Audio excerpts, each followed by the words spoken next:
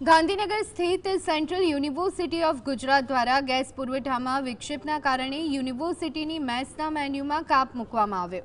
યુનિવર્સિટીએ વિદ્યાર્થીઓને પરિપત્ર જારી કરી અને સત્તાવાર જાહેરાત કરવામાં આવી છે। હાલમાં ગેસ સિલિન્ડરના પુરવઠામાં સર્વત્ર અછત જોવા મળી રહી છે। વિદ્યાર્થીઓને જમવામાં કોઈ મુશ્કેલી ન પડે તે માટે યુનિવર્સિટી પ્રશાસન મેસમાં ગેસ સિલિન્ડરની નિયમિત ઉપલબ્ધતા સુનિશ્ચિત કરવાના તમામ પ્રયત્ન કરી રહ્યું છે। ગેસની અછતના કારણે વિદ્યાર્થીઓને આપવામાં આવતા ભોજનના મેન્યુમાં ઘટાડો કરવામાં આવ્યો છે, જ્યારે ગઈકાલે મેન્યુમાંથી રોટલી ગાયબ થઈ ગઈ હોવાનો કોંગ્રેસે દાવો કર્યો।